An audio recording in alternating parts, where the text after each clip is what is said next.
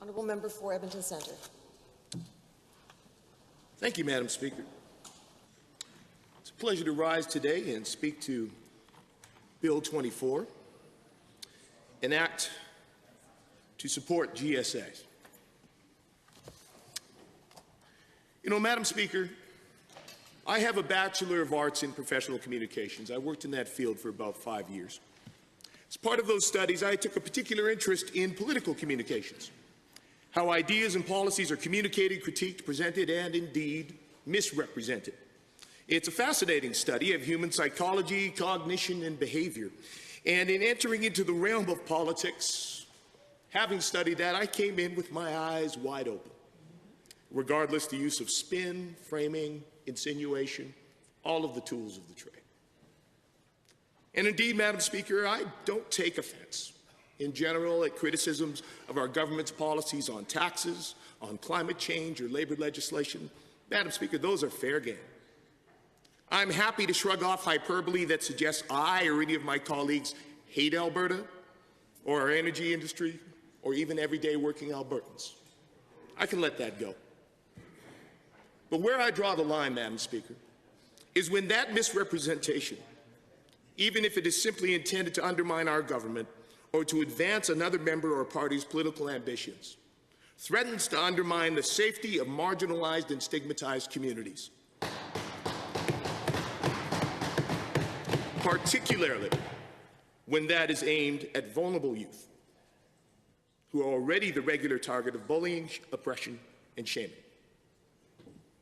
Now, in a press conference this week, the Leader of the Official Opposition, in grasping for a justification to oppose this legislation, made the claim that some GSAs teach curriculum and political activism. He chose to double down on that position this morning through one of his social media mouthpieces and Twitter attack dogs, who tweeted a carefully selected and context-free snippet from a guide created by the Alberta Teachers Association, GSAs and QSAs in Alberta schools, a guide for teachers. Now, I understand, Madam Speaker, that there is a need at times to throw a bit of red meat to one's base. Sometimes it's sirloin, sometimes it's roadkill that's been scraped off the back alley. But on this particular issue, Madam Speaker, Albertans and indeed marginalized LGBTQ2 youth deserve to have their safety and protection discussed on the basis of honest facts. So let's take a look at what this guide actually says. On page 30, this guide lists 4 types of GSAs and explains the sorts of opportunities that each provides for youth. And it's important, Madam Speaker, that we look at the preface, the paragraph that prefaces these descriptions, because it makes a very important statement. That is, students should guide the purpose of the GSA or QSA and its activities. That's the guiding principle, Madam Speaker. Students decide, not teachers, not principals, not a fictional mustache-twirling villain pushing a gay agenda. Students. With that context in place, the guide lays out 4 main roles that GSAs can play. First of all, a GSA or QSA that exists for counseling and support. So this particular type of GSA, Madam Speaker, is intended for schools where students feel they are in a bit of a hostile environment, where there may be very little school-based support for LGBTQ2 students. So it's focused largely on individual students, led by counselors, so again, Madam Speaker, trained counselors who are there to work with and help support these youth and provide them with a safe drop-in space. The second type of GSA, Madam Speaker, are ones that are there to provide safe spaces. So these are officially sanctioned student groups, which thankfully under Bill 10 that was passed in this legislature are now required to be upheld, and this legislation will ensure that all schools follow the letter of that law as well as its spirit. They may have a limited visible presence because, again, they're not there for the purpose of advertising. They're there for the purpose of supporting students in need. They focus on individual support and social activities for their members. They include straight allies, and the focus is on helping LGBTQ2 students to feel normal and feel like they are supported and can simply fit in their school environment. The third type of GSA or QSA, Madam Speaker, are those that exist to raise visibility and awareness. So once again, Madam Speaker, as is the case with all of these situations, they are student-led. They are focused on student safety and take an additional interest in human rights. They have a visible school-wide presence.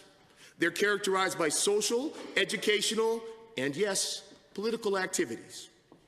They initiate school-wide educational activities and programs such as guest speakers, assemblies, Pride Week activities, and they focus on building tolerance and understanding. Now, Madam Speaker, the word that has been seized, or the words that have been seized on here are political activities.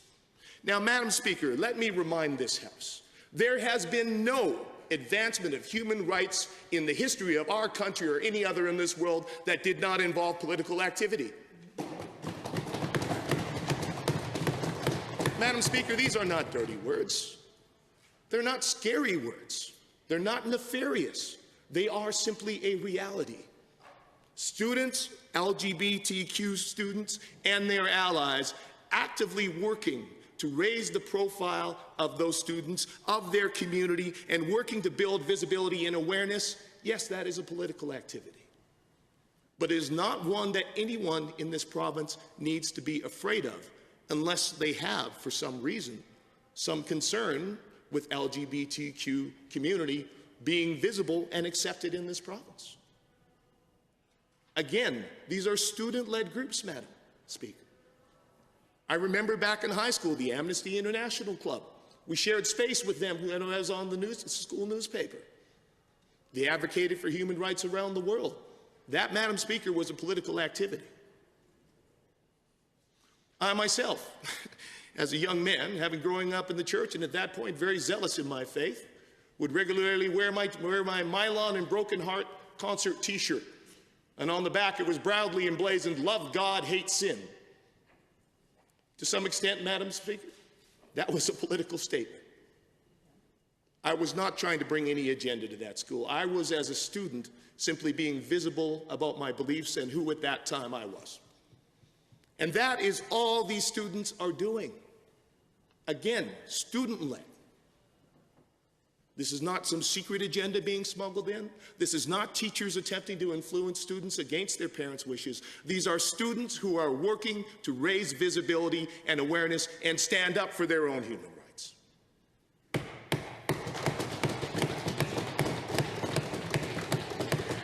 Lastly, Madam Speaker, they mentioned QSAs or GSAs that are there to affect educational and social change. So this is simply taking the last example, Madam Speaker, and taking it one step further. They're not now at this point just working to raise visibility. They're not just working to raise awareness. They are actually working to affect change. So in this situation, the GSA may be used to build networks and coalitions with other schools and community-based groups. They may focus on the school climate and organizational change through outreach. So they're looking then at trying to actually transform the school environment, not just make people aware of LGBTQ students, but ensure that their school is an accepting and open place for those students. They also organize activities, so things like diversity days, opportunities for staff training, and indeed discussion of inclusive curriculum. Now again, Madam Speaker, this is being used to try to paint these as something they are not. Again, this is a student-led organization where students may, if they have reached the point where they are comfortable enough in their identity, in being who they are, and in their school environment, to be able to advocate for that school environment, even in its curriculum, to be more inclusive of their presence. Again, the leader of the official opposition wishes to use this to try to paint GSAs as some sort of nefarious thing that parents need to be afraid of, or that for some reason, if parents aren't told about, students are going to somehow be misled. Madam Speaker, I believe that students have the ability to engage in critical thinking skills, to be able to engage in standing up for their own human rights, and indeed in commenting on and offering thoughts on the curriculum by which they are taught. These are not things to be afraid of. And there is nothing in this bill that undermines parental authority in that respect. I've often wondered, Madam Speaker, as I've heard some members of this House speak of their position on this bill and their concerns about this bill, how many individuals from the LGBTQ2 community they have actually spoken to about this bill and asked their opinions on it. Madam Speaker, I'm very proud to have probably one of the largest communities of LGBTQ individuals in our city right here in my constituency in Oliver. And just a couple weeks ago, I had the opportunity to join many of them at a Halloween night dance, the Haunted Hotel dance over at Denizen Hall, great little venue here in my constituency, at an event organized by Fruit Loop, a fantastic organization that holds social activities for the LGBTQ2 community and uses them to fundraise for important causes that support that community. Unfortunately, that organization has been besmirched by some in the community who have made accusations about the type of work they do, but I'm proud to support them. And I attended that evening because they had been awarded a CIP check, Community Initiatives Program check, through the Canada 150 stream through the Minister of Culture and Tourism, and I deeply appreciate him putting forward that program. So I went there that evening to present that check. And so I was brought up on stage in front of at least a couple of hundred members of the LGBTQ community. And indeed, when I presented that check, I got a very loud cheer.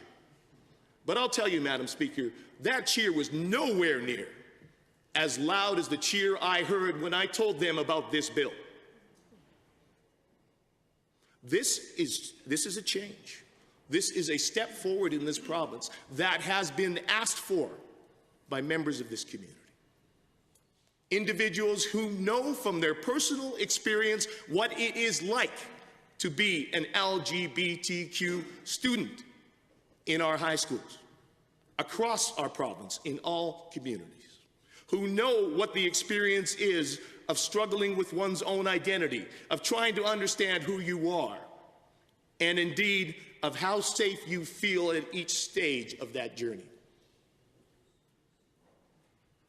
That is why they support this legislation, because they recognize that the only person who should be making that decision, Madam Speaker, is the child themselves. The only person, Madam Speaker. They are the best judge of when they are safe. They are the best judge of who they wish to tell and when. And indeed, as we've heard, Madam Speaker, I think the majority of students reach a place where they are comfortable talking to their parents. And indeed, the majority of parents love and accept that child for who they are. And that is a great thing, Madam Speaker. And I am so glad that we have come to that place in our society where that is the majority of the cases. But it is not all. It isn't all. I think back to my own youth, Madam Speaker, growing up in a very strict, fundamentalist evangelical home. There were many things that I had struggles with my parents growing up. You know, as simple things like listening to Christian rock music or having a cross shaved in the back of my hair. A cross shaved in the back of my hair. Back when the flat top and fade were the big thing. That was a good one. You know, and those were challenging times. And Madam Speaker, I love my parents. I love them dearly. And we have a wonderful relationship. We've had the chance to talk through a lot of these things. And we all grow and change. But I know, Madam Speaker, there are things I would not have been comfortable sharing with my parents at that age. And I think I had reasonable and good judgment in myself to determine that.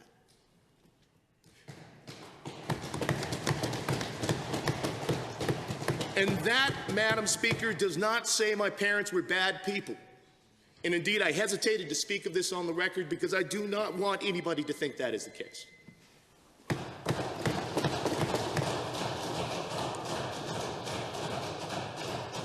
Questions or comments under 29.2a?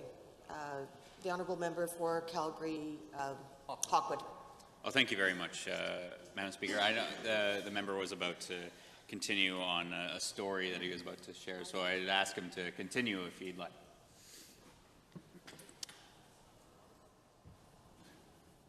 Thank you to the member from Calgary, Hawkwood. I mention it only to say that for students in these positions who are already so vulnerable, to be placed in a position where they don't know whether if they reach out to a teacher or someone in their school, if they join that GSA or QSA to find the support they need, if they don't know 100% for certain that that will be a secure space and that their privacy will not be breached, then that student remains in uncertainty, in anxiety, and indeed at risk. This bill provides careful provisions to ensure that in an emergency situation, school counselors or teachers or anyone else involved in this process have the ability to contact a parent. At no point under this legislation would a student be at risk. This puts the needs, the concerns of the student first. And in doing that, it does not in any way disrespect parents or contravene their authority. At any point in this process, the student can choose to tell their parents. There is nothing in this bill that forbids this. There's nothing in this bill that insists a parent can never be told. It only insists that the choice to do so comes from the student themselves. That, Madam Speaker, is what my constituents have told me. That is what they have asked for. And that is the guarantee this legislation will provide, so that GSAs and QSAs in this province can continue to do the good work they are intended to do, that is to save lives and to build better lives for LGBTQ2 Albertans. Thank you.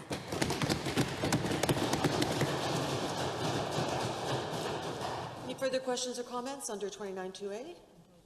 The Honourable Member for Banff Cochrane. Thank you, Madam Speaker. I'd like to thank the member from Edmonton Centre for his speech. And I do have a question for him as a representative for downtown Edmonton. I wonder if he has experience that he might be able to share with the Chamber in terms of homelessness and LGBTQ youth. We know that when students have their identity disclosed to their parents before they're ready, there is unfortunately, there are sometimes parent abandonment issues, which leads to youth homelessness. And I just wonder if the member from Edmonton Centre, representing the constituency that he does, might be able to share some of his experiences and the stories from some of his constituents there. Edmonton Centre. Thank you to the member from Banff Cochrane. Indeed, shortly after my election in 2015, I was approached by a group called Safety, and they exist for the purpose of dealing with the issue of homelessness with LGBTQ and in particular trans youth. And indeed, in speaking with them, in watching a documentary that they put together, which features the stories of trans youth in our province, that unfortunately was a common theme. A large percentage of youth that are homeless come from the LGBTQ community, and the majority of those students are homeless because when their parents found out, they could no longer felt they had a safe home environment. Madam Speaker, this bill, this legislation, can help to change that by ensuring that those students would have a safe place where they can talk about these concerns, where they can talk to others who've navigated this process, where they can work with others who are working for the same goals, that being the human rights and acceptance of the LGBTQ community in our province.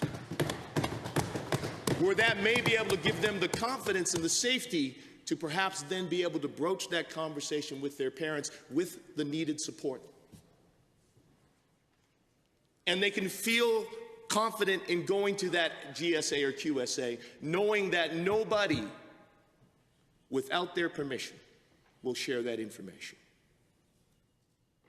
Also knowing that should they be in a situation where they are at risk, the school has the ability to ensure that all parties necessary can be involved to ensure they're protected and supported.